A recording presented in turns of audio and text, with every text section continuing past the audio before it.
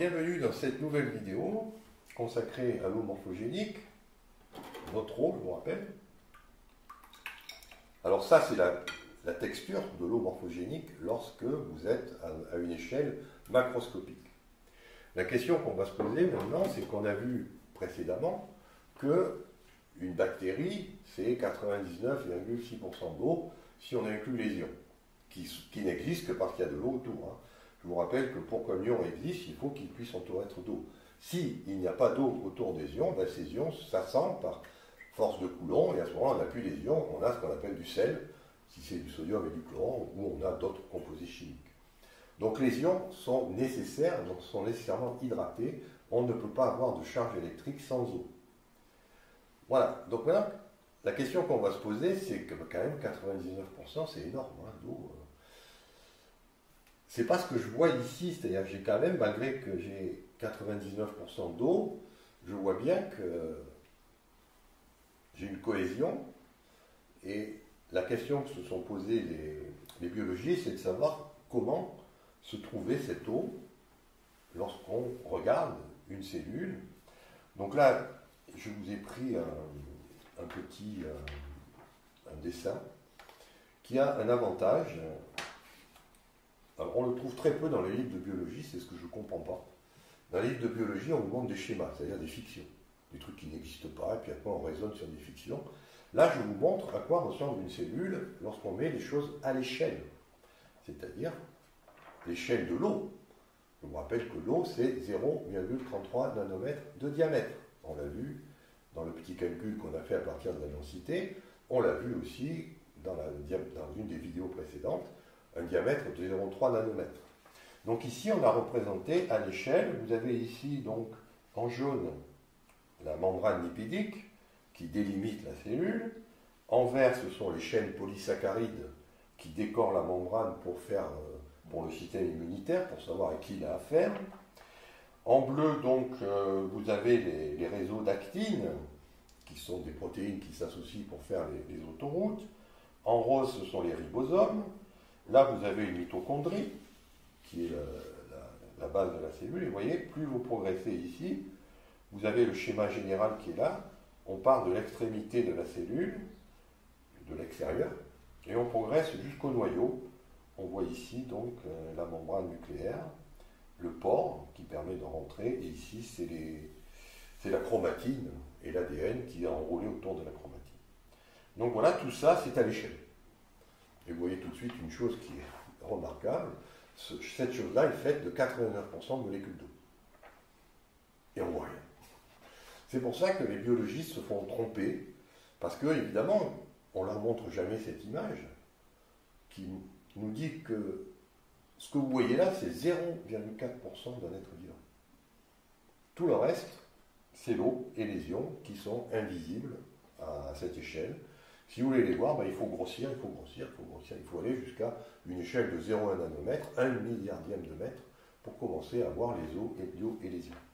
Donc ça vous montre que l'eau morphogénique a cette caractéristique, c'est qu'elle existe, c'est le 4e état de l'eau, mais on ne la voit pas.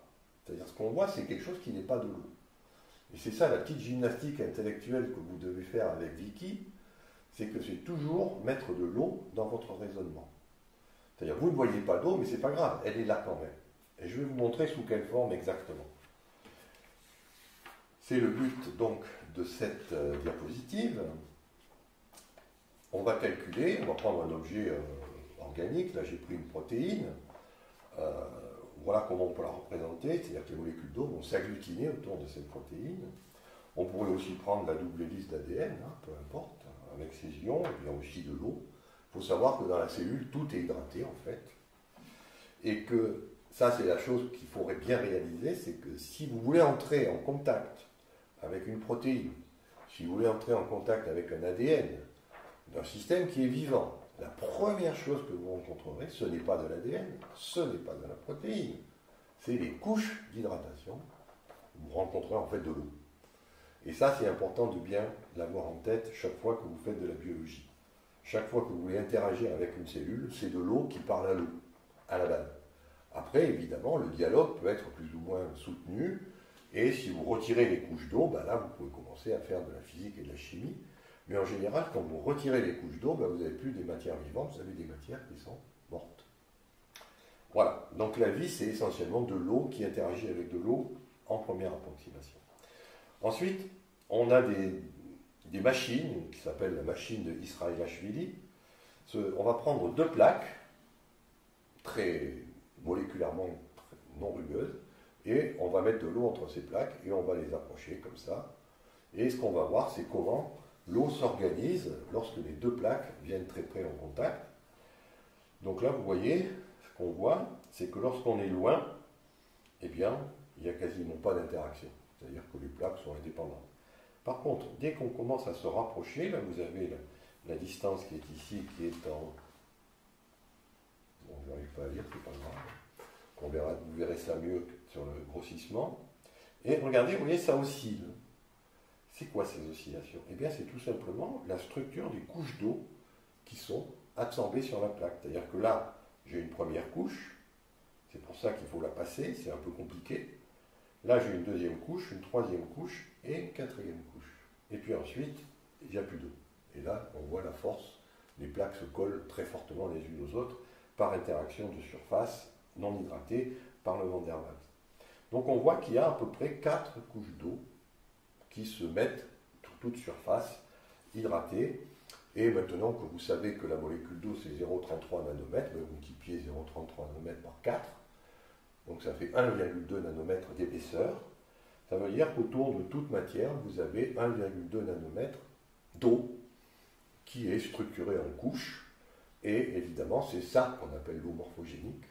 C'est cette eau qui s'étend sur à peu près 1 nanomètre. Et 1 nanomètre, ben, c'est 1 milliardième de mètre. Hein. C'est-à-dire que quand vous reprenez l'image qui est ici, vous avez l'échelle là,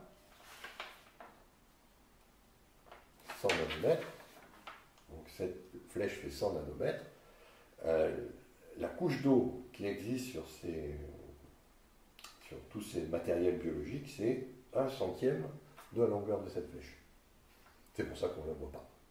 Et qu'on ne voit qu'en fait que la matière organique qui est beaucoup plus grosse que l'eau. Voilà, donc on sait qu'en moyenne, vous pouvez retenir ce chiffre 4, c'est très commode. Et quand vous prenez un objet comme une protéine, que vous mettez 4 touches d'eau, vous êtes à un taux d'hydratation en masse de 70%, donc c'est à peu près ce qu'on trouve dans les êtres vivants, et vous êtes à un taux molaire d'hydratation de 99,6%. C'est-à-dire qu'on justifie parfaitement tous les chiffres que je vous ai donnés dans les vidéos